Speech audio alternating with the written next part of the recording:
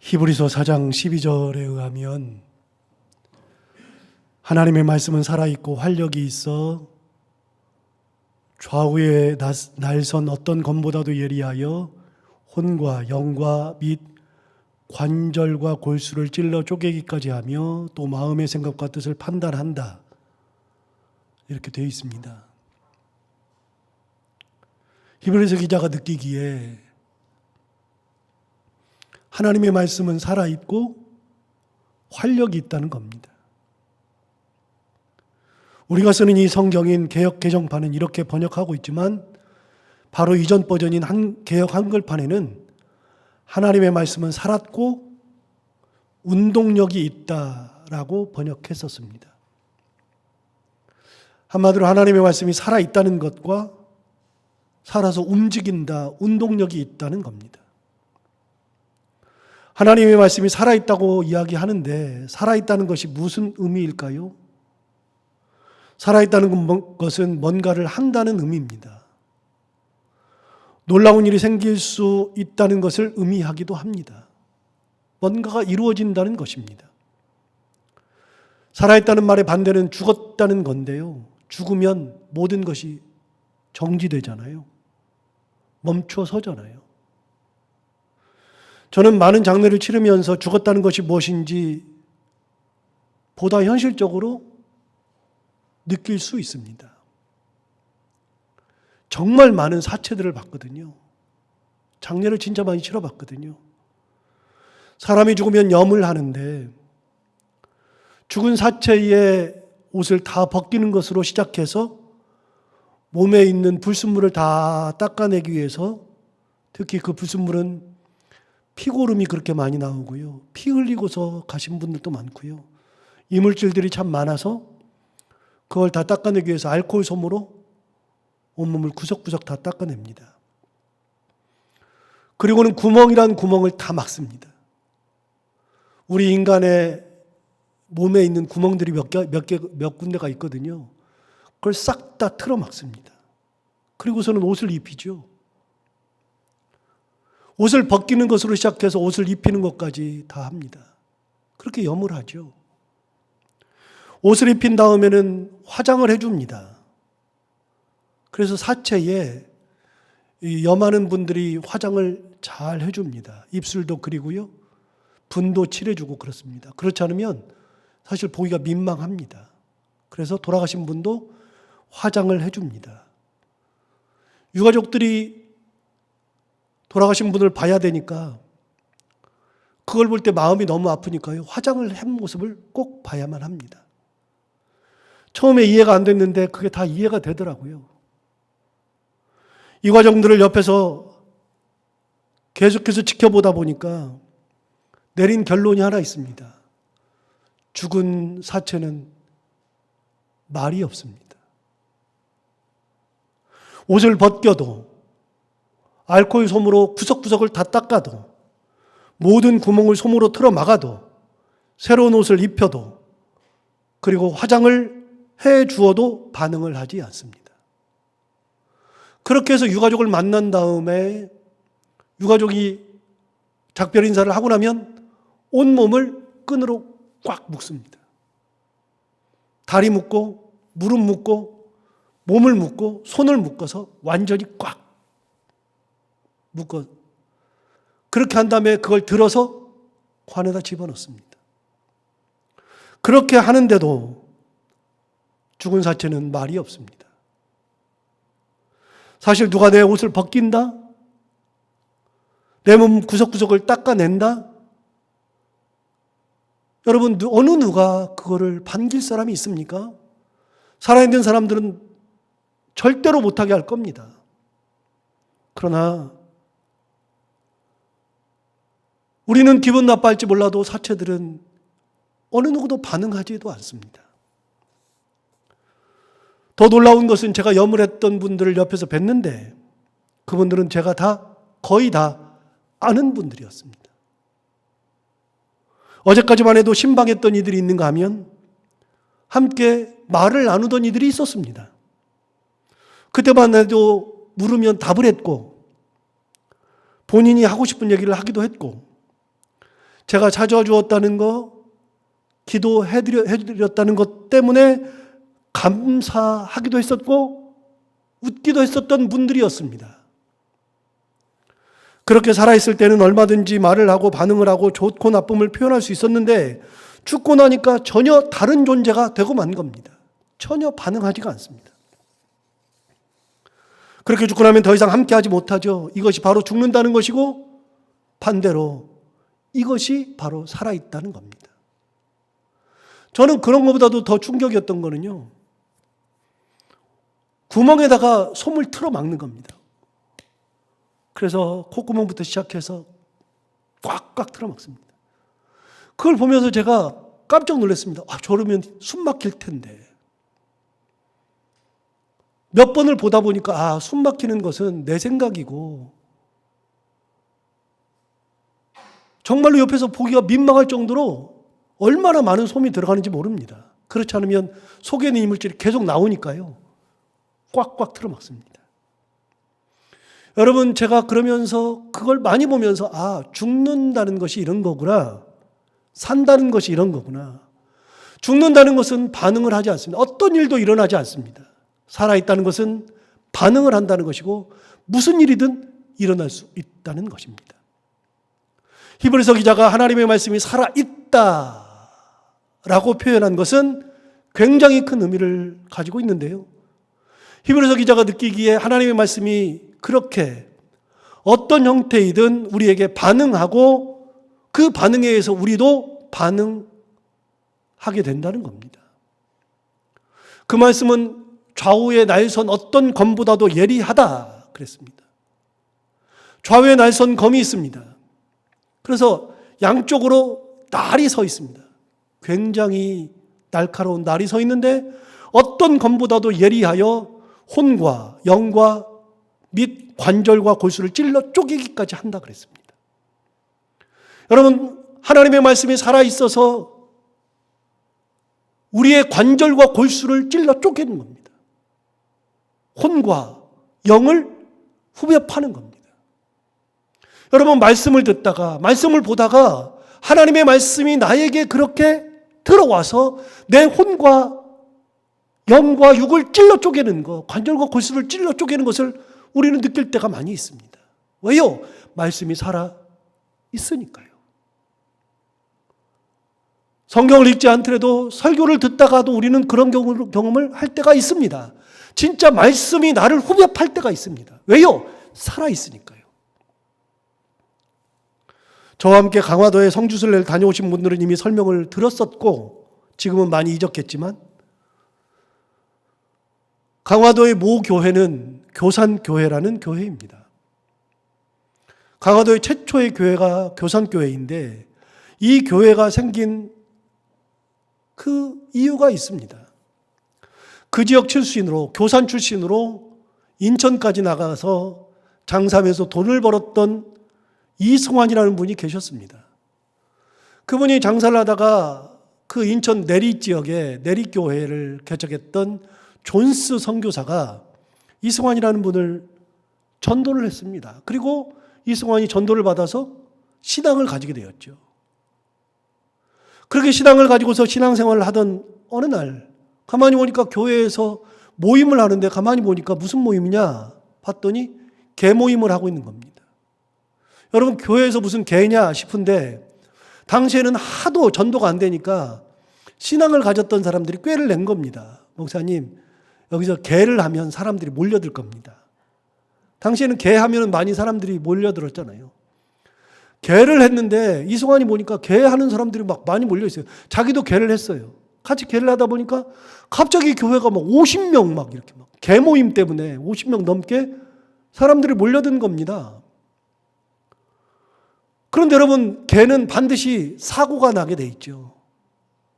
왕주가 도망가 버린 겁니다. 개주가 돈을 가지고서 도망가 버린 겁니다. 개주가 도망을 가니까 개가 깨진 것은 당연한 것이겠고요. 개가 깨졌을 뿐만이 아니라 거기 있는 사람들이 난리가 난 겁니다. 교회에서 이게 무슨 짓이냐? 교회에서 이게 사람 사기치는 거냐? 그러면서 거기 나와 있었던 사람들이 전부 다 뿔뿔이 다 흩어져 버렸습니다. 남아있는 사람이 몇 명 남지 않았습니다. 그 중에 이승환이라는 분이 그 교회에서 계속 남아 있었죠. 교회에서 계속 있으면서 신앙생활 하다 보니 존스 선교사가 가만히 보니 이승환이라는 분이 너무나도 신앙이 괜찮은 거예요. 아, 진짜 신앙인 거예요. 그래서 그분에게 제안합니다. 이 정도 됐으면 됐으니 세례를 받읍시다. 당신 세례 받을 때가 됐습니다. 그랬더니 이승환이 두 가지 이유로 거절합니다. 첫 번째, 나는 이곳에서 세례를 받으면 되지만 우리 어머니는 교산에 계시는데 우리 어머니는 예수를 알지도 못하는데 내가 어찌 어머니보다 먼저 세례를 받을 수 있습니까? 어머니를 전도해서 어머니가 세례 받은 다음에 내가 세례를 받겠습니다. 두 번째, 나는 이곳 인천에서 이 내리 지역에서 술 장사를 하면서 돈을 벌고 있습니다. 술 장사는 내가 이런 모습으로 세례를 받을 수는 없습니다. 그래서 정리를 하고 난 다음에 세례를 받겠습니다. 그래서 이승환이 술 장사를 그만두고 그리고 존수성 교사한테 말을 하고 나서 제가 고향으로 가서 어머니를 전도한 다음에 어머니에게 세례를 먼저 받게 하고서 세례를 받겠습니다. 하고서 고향인 교산으로 돌아가서 어머니를 설득하기 시작합니다. 전도하기 시작합니다. 어머니, 예수 그리스도를 믿어야 합니다. 예수 그리스도를 믿고 구원을 받아야 합니다. 생전 처음 듣는 얘기를 아들이 하는 겁니다. 인천 갔다 와가지고서 미친 거죠. 1900년대 초반인데 미친 소리를 하는 겁니다. 예수를 들어본 적도 없는데 예수를 믿어야 한다 그러고 예수 믿어야 구원받는다. 무슨 구원이야. 어머니가 난리가 난 겁니다. 말도 안 되는 소리 하지 말아라. 그런데 이승환이 계속해서 어머니를 전도하기를 몇 개월 끊임없이 어머니를 전도하니까 어머니가 드디어 아들 때문에 마음문을 열고 그래 그럼 내가 예수를 믿고 세례를 받지. 세례를 받는다는 소식을 듣고서 이승환이 인천으로 쫓아가서 존수성 교사를 부릅니다. 어머니가 드디어 세례를 받는답니다. 그랬더니 존수성 교사가 그래요 그럼 갑시다. 그러고서 교산까지 배를 타고 들어갑니다. 교산 지역은 광화도의 약간 북동부 지역인데 이게 여기서 한 1km만 가면은 바로 바닷가입니다. 인천에서 배를 타고 교산 앞바다에다가 배를 대고 존수성 교사가 들어가려고 하니까 그 동네 교산 지역의 최대의 지주였던 김상임이라는 분이 모든 땅을 다 김상임이 다 가지고 있었습니다. 그러니 외국인이 내 땅을 밟는다? 말도 안 된다. 그래서 외국인은 내 땅을 못 밟으니 들어오지 못하게 한 겁니다. 난감하죠? 어떻게 할까? 그래서 난감한 상태에서 있다가 드디어 꾀를 낸 게 뭐냐? 야밤에 어머니를 모시고 배로 올라와서 배에서 세례를 받자. 그래서 이승환이 밤에 어머니를 모시고 가서 배 위에서 세례를 받습니다. 그래서 여러분 교산교회를 다녀오신 분들은 보셨어요. 교회 앞에 배가 큰 모형으로 아예 만들어져 있고 그 배에 존스 선교사가 갓을 쓰고 있고 갓 쓴 외국인 선교사가 할머니가 그 배 위에 무릎을 꿇고 있는데 그 무릎 꿇고 있는 할머니 위에 손을 대고서 세례하는 장면이 있습니다. 여러분 인터넷이 발달해 있으니까 교산교회를 치시고 거기를 보시면 그 제가 말씀드린 그 그림이 많이 떠 있을 겁니다. 그래서 우리나라에서 유명한 선상세례가 이루어지죠. 여러분 선상세례가 이루어진 다음에 존수성 교사가 선상세례를 주니까 김상임이 이상한 거예요. 도대체 왜 이 사람이 여기까지 와서 세례를 주느냐. 그래서 뭔 얘기를 하려고 그러느냐. 그래서 김상임이 존스를 부릅니다. 불러서 자기 집에 앉아가지고 얘기를 듣습니다. 도대체 당신이 말하는 게 뭔데? 도대체 세례는 뭐고? 도대체 당신이 전하는 게 뭐냐? 물어봤더니 존스가 그때부터 말씀을 전합니다. 전도를 하죠. 그런데 여러분 김상임도 단 한 번도 예수를 들어본 적도 없는데 전도가 되겠습니까? 전도가 잘 안 되죠. 말씀 가운데 전도가 안 되는데 존스 선교사가 떠나면서 성경책을 주고 갑니다. 이걸 읽어보십시오. 그래서 읽어보는데 읽다가 엉뚱한 데서 은혜를 받습니다. 진짜 엉뚱한, 예수랑은 전혀 상관없이 엉뚱한 데서 은혜를 받습니다. 그건 시간이 길어지니까 그냥 그만하기로 하고, 거기서 은혜를 받고 성경을 보다가 갑자기 은혜를 받아서 예수를 믿게 됩니다. 그리고 김상임이 예수를 믿은 다음에 자기 집을 교회로 내주고 드디어 교회를 시작하죠. 교산교회가 처음 그렇게 해서 생기는 겁니다. 김상임의 집에서 교회를 시작하고, 김상임이 그 땅, 그 지역의 최대 지주였고, 자기 밑에는 노비들이 많으니까 당대에는 주인이 예수 믿으면 밑에 있는 사람들은 자연스럽게 예수를 믿게 되죠. 그렇게 예수를 믿어서 자기 식구들이 예수를 믿으면서 그 교회가 크게 부흥하게 되는 겁니다. 동네 사람들도 김상임에게 밭을, 그리고 논을 얻어서 농사 짓던 사람들도 다 교회에 나오니까요, 교산교회가 일순간에 부흥하게 되는 겁니다. 그리고 어느 날 김상임은 스스로 신학교육을 받고 전도사가 되어서 전도사로서 사역을 하는 것을 얼마 남겨두지 않고 그냥 죽습니다. 그런데 김상임이 예수를 믿었다는 소식을 옆 동네에서 들은 겁니다. 홍이동에서 들은 겁니다. 홍이동에 아주 친한 친구가 있는데, 박능이라는 친구가 있는데, 그 친구는 어렸을 때부터 김상임과 함께 한문 공부를, 유학 공부를 같이 한 사람입니다. 그래서 한 명은 생원이고 한 명은 초시인데, 그 김초시, 그 다음에 박생원인데, 기본적으로 이 사람들은 양반들이죠. 박능일이가 거기서 한 2km 떨어져 있는 곳에 살고 있었는데, 홍이동에서 가만히 보니까 친구가 듣도 보도 못한 예수를 믿는다는 겁니다. 그래서 따지러 갔습니다. 따지러 가가지고서 김상임한테 그 얘기하는 거죠. 뭐 하는 짓이냐? 그랬더니 김상임이 그때부터 예수를 소개하기 시작합니다. 전도를 시작하죠. 박능일이 따지러 갔다가 놀랍게도 본인이 그 자리에서 전도받은 겁니다. 전도받아가지고서는 갑자기 마음이 뜨거워지는 겁니다. 성령이 그 마음에 들어가니까 갑자기 그 자리에서 전도를 받아서 돌아오는 겁니다. 자기 홍기동으로 돌아와가지고서는 사람들을 모아놓고서, 박생원이 사람들을 모아놓고서 전도를 하기 시작하는데, 그 전도를 너무나도 잘 받는 겁니다. 홍이동에서. 그래서 많은 사람들이 전도를 받아가지고서 신앙생활을 하기 시작하는데, 이 홍익교회의 시작이 바로 두 번째, 강화도의 두 번째 교회인데, 그 교회에서 모여 있었던 많은 사람들이 신앙생활을 하면서 놀라운 일들이 벌어집니다. 정말 많은 일들이 벌어지는데, 그 교회의 전통에 대해서는 나중에 혹시 설명하기로 하고요. 그 중에서는 종순이라는 사람이 신앙생활을 하고 있었습니다.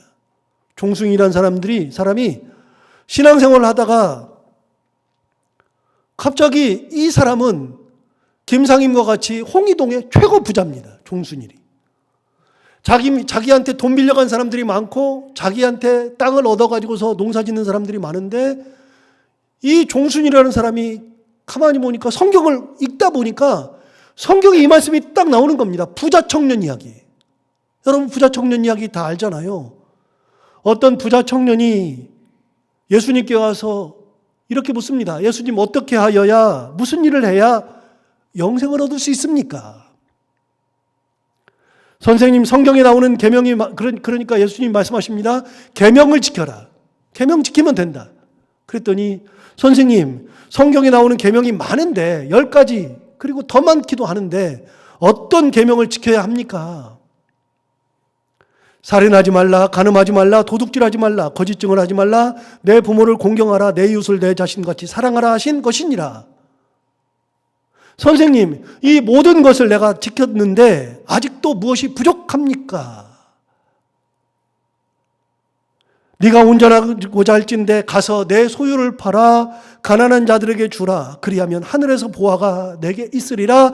그리고 와서 나를 따르라. 이게 예수님의 답이었습니다. 내 소유를 팔아서 가난한 자들에게 주고, 그러면 하늘에서 보화가 너에게 많을 거다. 그리고 와서 나를 따르라. 여기까지가 예수님과 부자 청년의 대화였는데, 성경은 이 본문 다음에 이렇게 이야기합니다. 그 청년이 재물이 많음으로 이 말씀을 듣고 근심하여 가니라. 종순이라는 분이 이 말씀을 딱 읽었습니다. 마지막 말씀이 가슴속에 확 들어왔습니다. 이 청년이 재물이 많음으로 이 말씀을 듣고 근심하여 가니라. 이 말씀이 자기 마음속에 확 들어오는 순간에 갑자기 자기도 모르는 은혜 가운데 휩싸여서 나도 이렇게 살면 안 되겠다.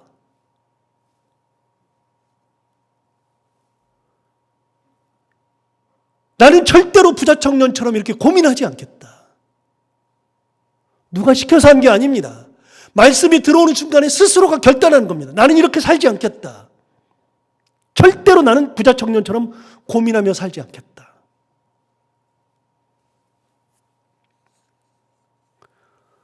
그 결심을 하고 난 다음에 자기에게 돈 빌려가는 사람들을 다 불렀습니다. 불러가지고서 차용증서를 그 사람들 보는 앞에서 다 태웠습니다. 내가 당신들한테 빌려준 돈은 이제 없습니다. 다 태워버렸습니다. 그리고 나서 자기 논과 밭을 다 팔기도 하고 사람들에게 나눠주기도 하고서 그 돈을 가지고서 주변에 있는 모든 사람들에게 다 나눠주고 빈털터리가 되었습니다. 말이 되는 얘기입니까? 그런데 종순이는 그렇게 해가지고서 다 판 다음에 그걸 다 정리해서 많은 사람들에게 주고 전도자의 길로 나갔습니다. 그리고 평생을 전도하면서 살았습니다. 여러분, 이게 가능합니까? 불가능하죠. 말도 되지 않죠. 그런데 히브리서에 있는 말씀처럼 하나님의 말씀은 살아있어서 좌우의 날선 어떤 것보다도 예리하고 날카로워서 우리의 심령과 골수를 찔러 쪼개고 혼과 육을 찔러 쪼개는, 그래서 내가 그 말씀 앞에 섰을 때 나도 모르게 그 말씀 앞에서 부복하게 되고 나도 모르게 그 말씀 앞에 따라가게 되고, 누가 시켜서가 아니라 말씀이 나 안에서 살아 움직이니까. 여러분, 종순이라는 사람은 단 한 번도 누구에게 이런 설교를 들어본 적이 없습니다. 그런데 말씀을 보다가 그 말씀이 내 안에 들어와서 역사하니까 이런 일이 벌어지게 된 겁니다. 여러분, 종순일 뿐만입니까? 이게 어찌 그들만의 얘기입니까? 저는 개인적으로 교회사를 공부한 것을 참 잘했다고 생각합니다. 원래 이제 교회사는요, 별로 쓸모가 없다고 제가 생각했었거든요. 저는 이제 교회사를 좋아했으니까 교회사를 전공했을 뿐이고, 원래 이제 역사를 좋아하니까 그러다 보니까 이제 그렇게 하죠. 그런데 지금 생각해보면 교회사를 전공한 게 저한테는 너무나도 감사하다, 이런 생각이 참 많이 듭니다. 그래서 성경을 볼 때는요, 역사적으로 성경을 자꾸만 봐요, 역사적으로. 그래서 뭐 앞뒤 문맥을 보고 앞뒤 역사가 어떻고 뭐 이렇게 해서 역사를 계속해서 보게 되죠. 그러다 보니까 이게 이제 신학이 다른 사람과는 좀 다른 어떤 신학을 제가 가지는 것 같아요. 만약에 제가 성서학을 했다면, 이제 여기 성서학을 했다면 단어 하나하나를 제가 매일 분석했을 겁니다. 이 단어가 무슨 뜻이냐. 그래서 맨날 제가 성서학했으면 그 단어는 이런 뜻이 있는데, 그런 뜻은 요거는 요런 때 쓰였고 요건 요런 때 쓰였는데 요거는 요거다, 이렇게 얘기했을 겁니다. 뭐 성서학했으니까 당연히 그러겠죠. 교리를 제가 공부했다면 교리를 가지고서 설교를 많이 했을 겁니다. 구원이란 무엇인가, 예수란 누구인가, 뭐 삼위일체는 무엇인가, 뭐 이런 걸 가지고서 많이 설명했겠죠. 그러나 저는 그런 걸 하지 않고 교회사를 했거든요. 그래서 성경을 보는 눈도 다르고요. 더 좋은 거는 교회사를 공부하다 보니까 신앙의 선조들에 대해서 많이 알게 됐습니다. 교회에서 일어났던 많은 일들을 제가 알다 보니까 신앙의 선조들이 어떻게 신앙생활을 했는지. 여러분, 제가 교회사를 공부해 보니까 비록 비단 종순일만이 아니라 정말로 많은 분들이 말씀이 부딪혀서 그 말씀에 반응해서 살았던 분들이 너무나도 많습니다. 2000년을 오는 사이에 예수 그리스도의 말씀 한 말씀 한 말씀이 가슴을 후벼 파서 그 말씀에 반응했던 분들이 너무나도 많습니다. 요즘 새벽 기도회를 하면서 빌립보 교회를 하고 지나가고 있는데요. 여러분, 빌립보 교회의 시작은 루디아라는 한 여인이 사도 바울의 말씀을 듣고 그 말씀이 그녀를 변화시켰습니다. 그리고서는 예수 그리스도를 위해서 교회를 내주고 자기 집을 내주고, 그게 교회의 시작입니다. 서양 교회의 최초가 루디아라는 여인의 집에서 시작되었습니다.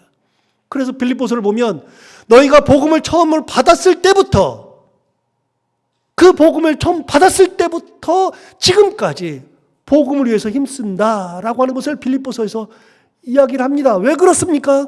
여러분, 그만큼 사도 바울이 루디아에게 단 한 번도 너희 집을 바쳐라, 교회로 해라, 너희 집을 제공해라, 이런 소리 한 적이 없습니다. 그런데 말씀을 듣고 그 말씀에 반응하게 되는 겁니다. 이탈리아의 프란체스코라는 사람은 아시시에서 태어나서 거대 갑부집에 태어나가지고서 그가 어렸을 때는 남봉꾼으로 지내기도 하고 깡패로 지내기도 했다가 젊었을 때가 되었을 때 하나님의 말씀을 어느 날 받고서 모든 것을 청산하고 자기가 가지고 있는 것을 다 정리하고 거지가 되어서 거지랑 함께 살았습니다. 거지 같은 성자였습니다.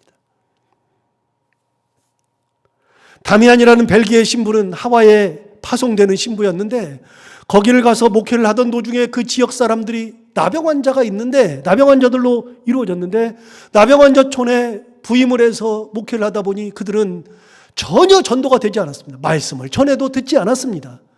기도하고 기도해도 안 됐습니다. 그러다가 그는 깨달았습니다. 아, 예수님이 갑자기 깨달아졌습니다. 예수님께서 인간이 되셔서 인간의 모습으로 오셔서 우리랑 같이 사시다가 십자가를 지심으로 우리의 죄를 구원하셨다는 것을 갑자기 느끼게 되고, 그러면서 기도하기 시작했습니다. 하나님 아버지, 저도 나병 환자와 똑같이 되게 하여 주옵소서. 저도 나병 환자가 되게 하여 주옵소서. 기도하기 시작했고, 어느 날 그러고 기도하기를 정말 오랫동안 기도했는데, 어느 날 전도를 하고 와서 목욕을 하려고 따뜻한 물을 받아놓고 바스를 하려고 딱 오른발을 집어넣는데, 뜨거운 물을 받았는데 뜨거운 물이 전혀 뜨겁게 느껴지지 않는 겁니다. 왜 이렇게 물이 뜨겁지가 않지? 그 왼발을 딱 집어넣는 순간에 아이고 뜨거워 하면서 발을 들었습니다. 오른발 쪽으로 문둥병이 온 겁니다. 그렇게 문둥병이 오고 난 다음부터 온몸으로 문둥병이 퍼지기 시작하니까 그때서야 비로소 하와이에 있던 나병 환자들이 예수 믿기 시작했습니다.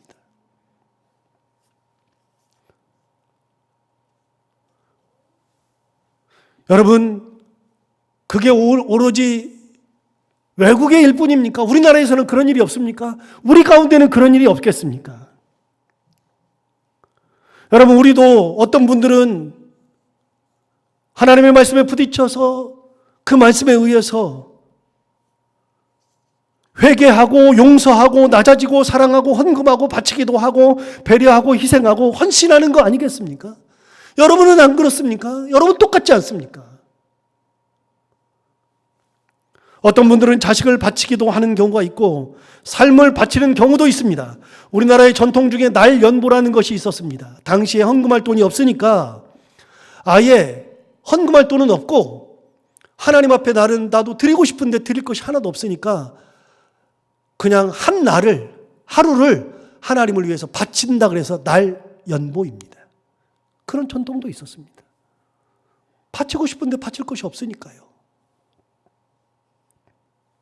어떤 사람은 정말 드리고 싶은데 드릴 것이 없으니까 어떻게 되냐, 헌금을 해가지고서 여기다가 위에다 올려놓는데 쓱 걸어 나오더니 헌금 위에 무릎을 딱 꿇고서 하나님 절을 바칩니다 그랬던 사람이 있습니다. 선교사가 그렇게 하지 않았습니까?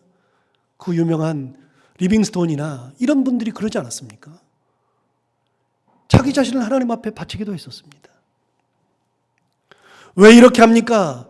말씀이 나를 끊임없이 자극하기 때문에 그렇습니다. 살아있기 때문에, 운동력이 있기 때문에, 심령고수를 쪼개기 때문에 그렇습니다. 여러분, 하나님의 말씀은 살아있습니다.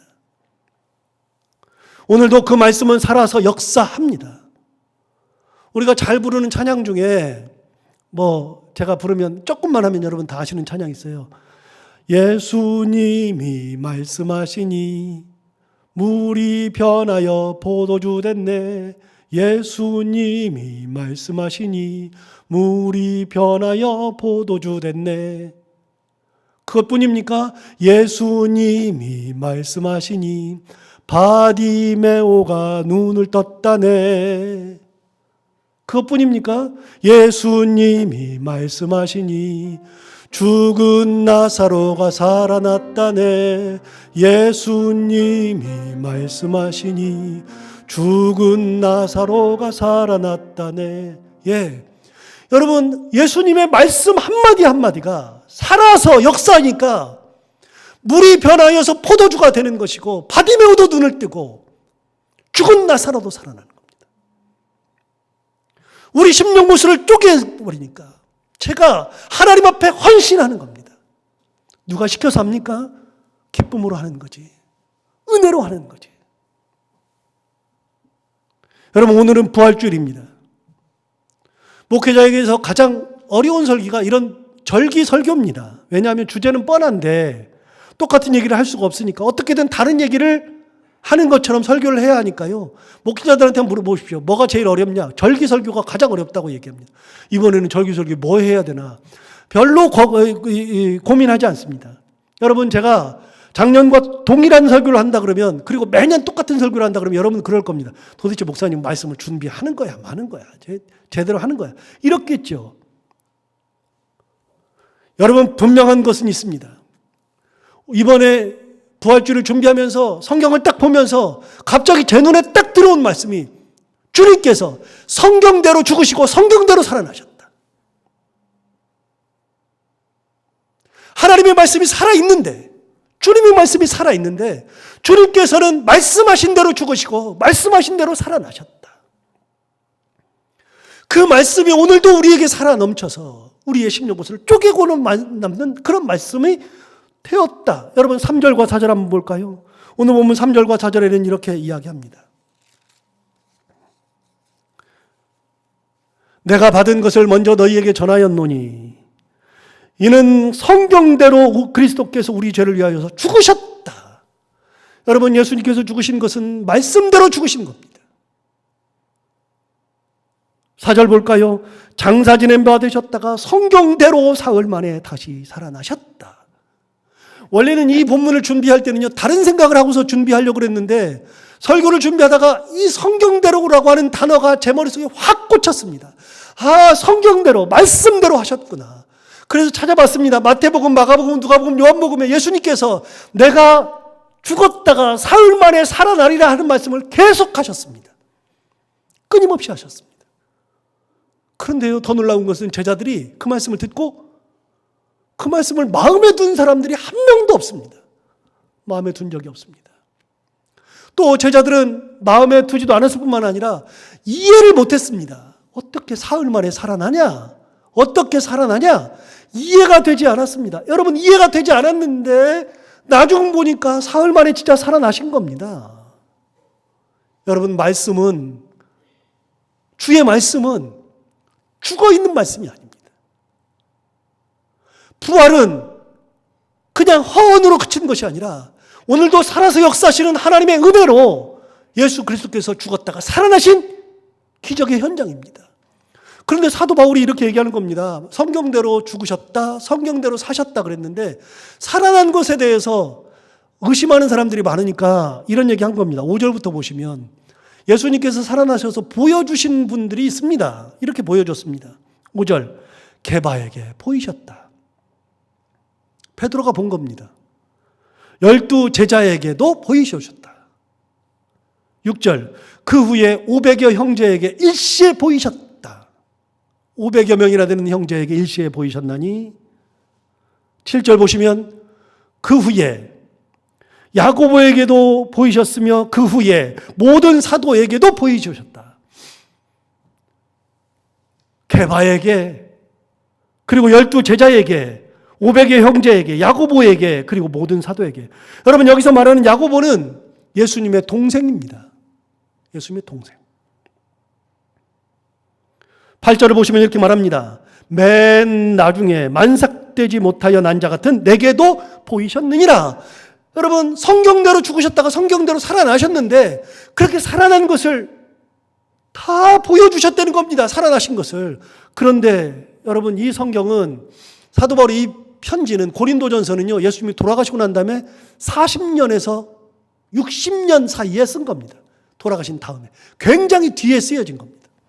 여러분, 굉장히 뒤에 이 성경이 쓰여졌는데, 이 성경 쓰여졌을 때 사도 바울이 보여준 사람들을 다 얘기했어요. 그런데 여러분, 그 보여준 사람들이 몇십 년 지났으니까 산 사람도 있고 죽은 사람도 있지 않겠어요? 그래서 여러분, 어디를 보시면 6절을 다시 볼게요. 6절을 보시면 이렇게 얘기합니다. 그 후에 500여 형제에게 일시에 보이셨나니, 그 다음 뭐라 그러냐? 그 중에 지금까지 대다수는 살아있고 어떤 사람은 잠들었다. 예, 죽은 사람도 있지만 대다수는 다 살아있다. 그러니까 이 편지를 읽을 때 사람들이 예수님이 살아나셨다는 것을 이미 많이 들은 겁니다. 여러분, 우리 주님은 말씀대로 살아나신 겁니다. 그리고 그들에게 역사하셔서 그들 모두가 다, 여기에 있었던 모든 사람들이 대부분이 다 그 말씀이 내 안에 부딪혀 와서 심령불수가 쪼개져서 주님을 위하여서 살다가 주님을 위해서 순교의 길까지 갔습니다. 오늘을 사는 우리가 오늘 부활절을 맞이하면서 우리 마음속에 부활절 예수님께서 살아나셨다. 굉장히 중요한 건데 한 가지 더 기억할 게 있습니다. 말씀하신 그대로 죽기도 하셨고 살아나기도 하셨다. 그 말씀이 우리 가운데 오늘 또 역사하고 있다는 거. 그래서 우리가 부활의 말씀을 가지고서, 부활의 신앙을 가지고 우리도 예수님을 눈으로 본, 살아난 것을 눈으로 본 것처럼 주님의 은혜 가운데 살아가며 주님의 증인으로 살아가는, 여기 있는 사람들처럼 증인들처럼 살아가는 저희 모두가 다 되기를 바랍니다. 기도하겠습니다. 하나님 아버지, 감사합니다. 오늘 귀한 말씀으로 우리를 깨우치셔서 감사합니다. 특별히 오늘 부활절을 맞이해서 말씀을 준비하다 보니까 부활이라고 하는 것은 이미 말씀하신 거였구나. 죽는 것도 말씀하셨고 살아나는 것도 말씀하셨는데 제자들만 깨닫지 못하다가, 제자들은 마음에 두지도 않고 있다가, 그러다가 드디어 깨닫게 되고 예수님의 부활을 목도한 사람들이 주님을 위해서 살다 간 것처럼, 하나님 아버지, 우리가 이 부활의 신앙을 가지고 우리도 하나님 앞에서 온전한 모습으로 살아가며 하나님의 증인의 모습으로 살아가는 저희들 모두가 다 되게 하여 주옵소서. 예수님 이름으로 기도하옵나이다. 아멘.